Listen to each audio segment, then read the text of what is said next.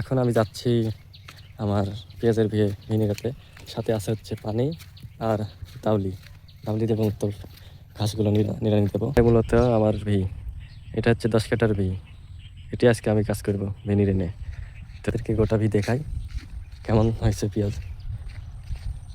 এটা হচ্ছে গোটায় মিলে 10 কাটা আমাদের হচ্ছে পানির আগে লাগানো হয়েছে, এই জন্য জায়গা জায়গা অনেক পেঁয়াজ মার গেছে, তবে যতগুলো হয়েছে মাশাআল্লাহ ভালো হয়েছে। এই যে ঘাস হয়েছে, এগুলো ঘাস পাতলা পাতলা ঘাস হয়েছে, তো ওইগুলো ঘাস আমি নিড়ে দিব আজকে।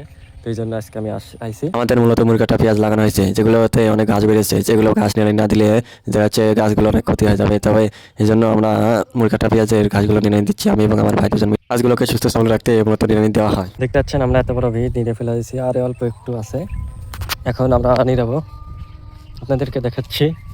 এই যে ও পাশ থেকে আমরা নিরানো শুরু করছিলাম, এ পাশে আসতেছি। 7টা ঢেলে নিরালে আমার নিরানো শেষ আজকের। একে যদি চিনেন তাহলে আপনারা কমেন্টে বলে দেবেন। আজকে সকালে মূলত আমরা নিরানি দিতে গেছিলাম, এই জন্য গোটা 3 লেগে গেছিল নিরানি দিতে। এর মধ্যে এক চাচা আমাদের কাছে আসলে এবং কথা বলতে লাগলো।